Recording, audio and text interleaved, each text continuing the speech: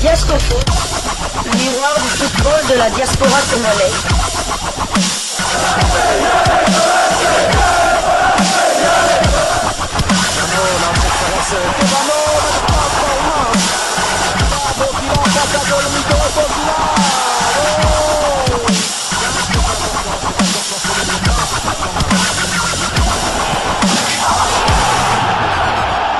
Diasco Foot, le miroir du football de la diaspora congolaise. Vous êtes sur Diasco Foot, le miroir du football de la diaspora congolaise. Diasco Foot vous dit bonjour, tout le plaisir est pour nous de vous retrouver, mais surtout de savoir que vous êtes nombreux en train de suivre votre chaîne YouTube dédiée uniquement aux footballeurs de la diaspora congolaise. C'est l'heure de partager avec vous quelques news que nous avons pu récolter pour vous, des news concernant certains de nos internationaux ou des binationaux qui se sont illustrés dans leurs clubs respectifs. Et cela dans le cadre de cette première livraison sportive de ce dimanche 15 septembre 2024. Une livraison que nous débutons par le Rwanda dans le cadre du deuxième tour préliminaire de la Ligue des champions de la CAF. Pyramide FC était reçu par l'armée patriotique rwandaise ce samedi 14 septembre au Rwanda. Les princes de Pharaon ont encaissé le but des locaux dans la deuxième période après une première partie équilibrée entre les deux protagonistes. Chibi allumait la brèche à la 50e minute du jeu. Les visiteurs ont eu la délivrance dans le dernier quart d'heure du match par le truchement de l'international congolais Fiston Mayele Kalala, qui venait d'une trêve internationale réussie avec son pays. Mayele remettait les pendules à l'heure à la 81e minute du jeu.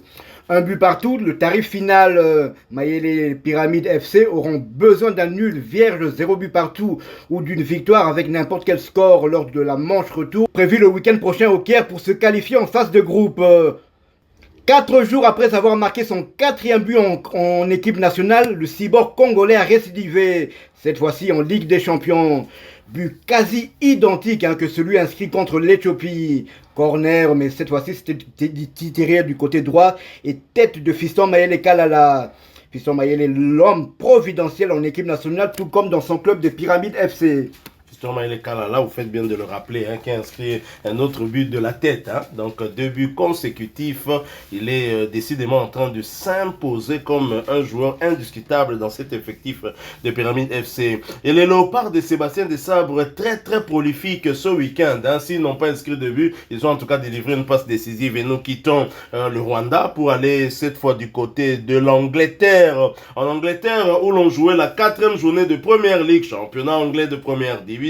Yohan Wissa, buteur à la 22e seconde, mais sort sur blessure. En déplacement du côté de l'Etihad Stadium, Brentford a démarré très fort cette rencontre face à Manchester City en ouvrant le score dès la 22e seconde grâce à l'international congolais Yohan Wissa. Yohan Wissa venait là d'inscrire son 3e but de la saison en Première Ligue.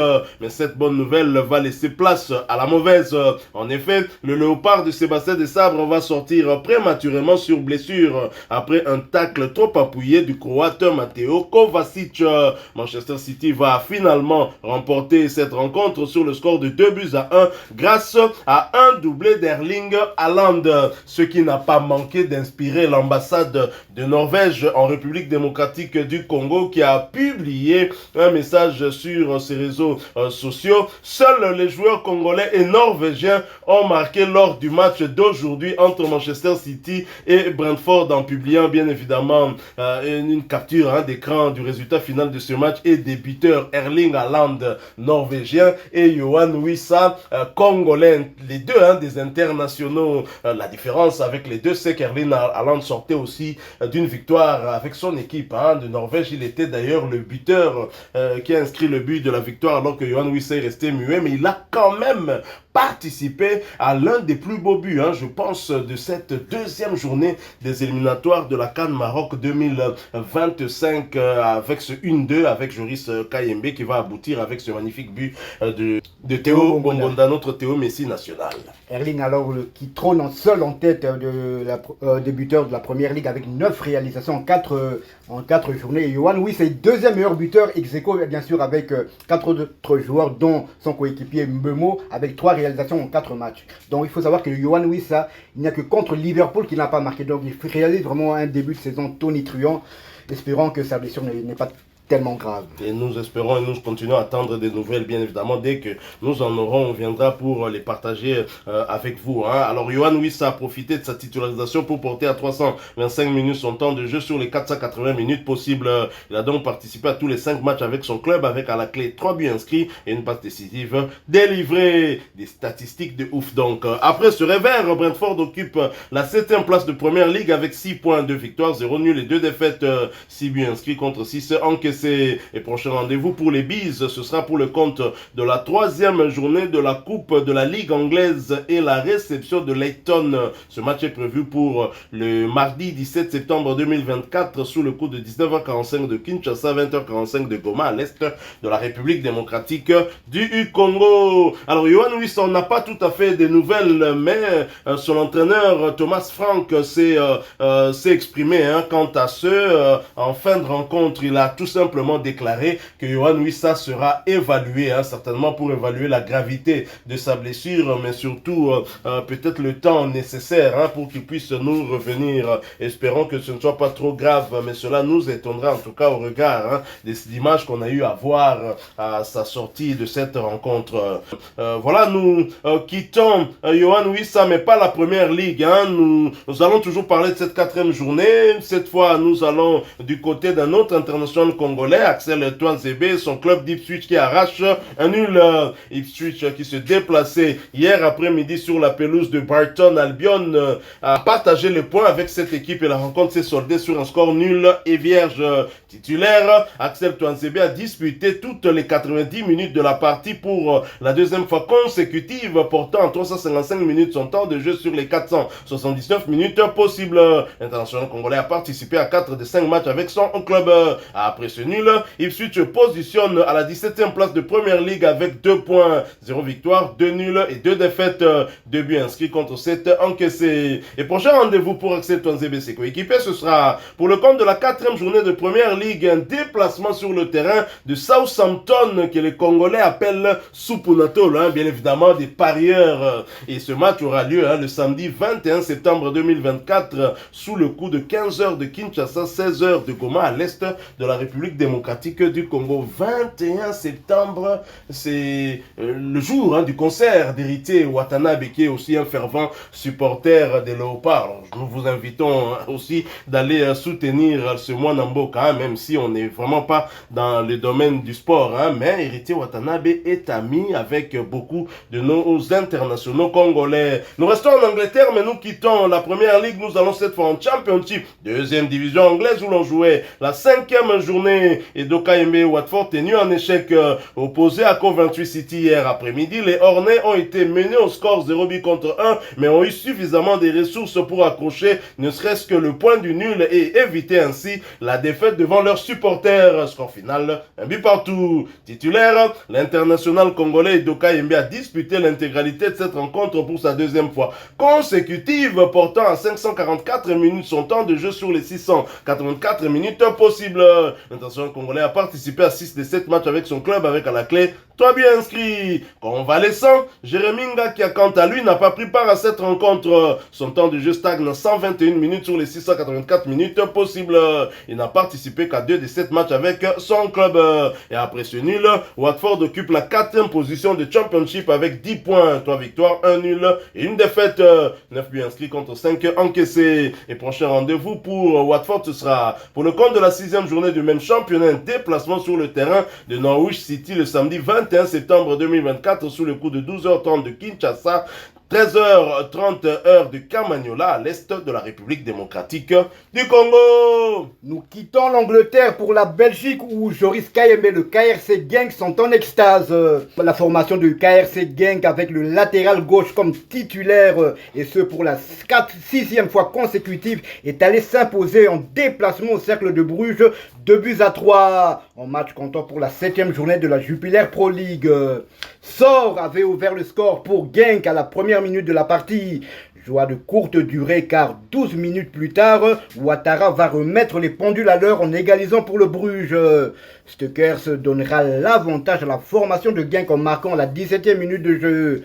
3 minutes plus tard, Bruges va encore revenir au score, cette fois-là par l'entremise de Ravic. Le but du break interviendra par le même Stukers, score final 2-3.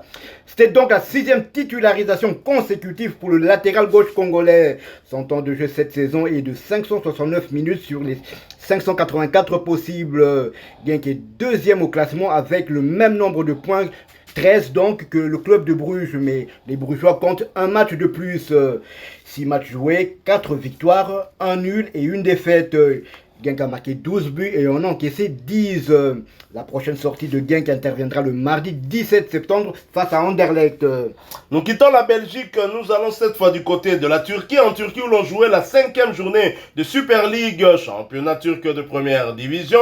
Samuel Moutoussamy, passeur décisif.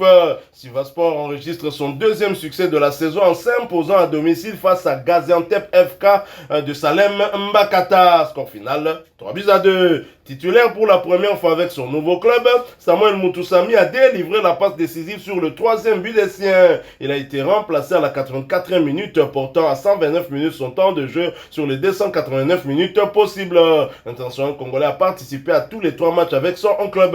Et prochain rendez-vous pour Sivasspor, ce sera pour le compte de la 6e journée du même championnat, un déplacement sur le terrain de Konyaspor le samedi 21 septembre 2024 sous le coup de 15h heure de Kinshasa, 16h heure de Béni à l'est de la République démocratique du Congo. Du côté de Gaziantep, Salem Bakata est malheureusement resté sur le banc. Son temps de jeu stagne à 109 minutes sur les 290 minutes possibles. Il n'a participé qu'à 2 des 3 matchs avec son club. Et prochain rendez-vous pour Gaziantep et Salem Bakata, ce sera pour le compte de la 4e journée du même championnat, un déplacement sur le terrain de Galatasaray le mardi 17 septembre 2024 sous le coup de 18h de Kinshasa, 19h heure de Béni à l'est de la République démocratique du Congo. Nous quittons la Turquie pour la Serbie où Silas Katompa a fait ses débuts. L'Étoile Rouge de Belgrade s'est imposée à domicile 2-0 face à Nepradak hier samedi 14 septembre au match de la 8e journée de la Yelan Superliga. Recruté par l'Étoile Rouge de Belgrade en provenance de Stuttgart, l'ailier congolais Silas Katompa a fait ses débuts en jouant les 63 premières minutes de la rencontre. Ayant vu son nouveau club s'imposer à domicile sur le score de 2-0 grâce aux réalisations de Duarte sur penalty et d'Ivanic respectivement à la 20e et à la 47e minute de jeu. Victoire permettant à l'Étoile Rouge de Belgrade de consolider sa première place en championnat avec désormais 19 points après 7 matchs joués et un match en retard. Silas Katompa et les siens chercheront à enchaîner avec une nouvelle victoire le 23 septembre 2024 dans le grand derby de Belgrade face aux partisans de Belgrade d'Aldo Kalulu. Mais avant cela, ils vont disputer le jeudi 19 septembre la première journée de la Ligue des champions de nouvelle formule. L'Étoile Rouge de Belgrade recevra le club portugais du Benfica de Lisbonne. Nous quittons la Serbie et pour terminer, nous allons du côté de l'Italie où l'on jouait la 5e journée de Série B, championnat italien de 2e division. Charles Piquel et ses coéquipiers accrochés à domicile par Spezia. Score final, un but partout. Sur le banc à l'entame de ce match, Charles Piquel a fait son entrée sur l'aire de jeu à la 64e minute, portant 262 minutes son temps de jeu sur les 582 minutes possibles. Charles Piquel a participé à 4 des 6 matchs avec son équipe cette saison. Après ce nul, Cremonese se pointe à la 6e place de Série B avec 7 points, 2 victoires, 1 nul et 2 défaites, 6 buts inscrits et 4 encaissés. Et prochain rendez-vous pour Cremonese et Charles Piquel, ce sera pour le compte de la 6e journée du même championnat et un déplacement sur le terrain de Catanzaro. Ce match est prévu pour le vendredi 20 septembre 2024 sous le coup de 19h30 de Kinshasa, 20h30 heure de Butembo à l'est de la République démocratique du Congo. Voilà qui met fin à cette première livraison sportive de ce dimanche 15 septembre 2024. Si vous l'avez aimé, laissez-nous un maximum de j'aime. Merci de partager avec nous en commentaire votre point de vue. Abonnez-vous sur cette chaîne Desco Foot parce que nous sommes le miroir du football de la diaspora congolaise. Et n'oubliez pas d'activer la petite cloche de notification histoire de ne plus rien manquer des prochains sujets que nous allons vous proposer. Encore une fois, merci à vous avec espoir de vous retrouver bientôt dans un autre sujet d'actualité. En attendant, portez-vous bien. Desco Foot vous dit au revoir.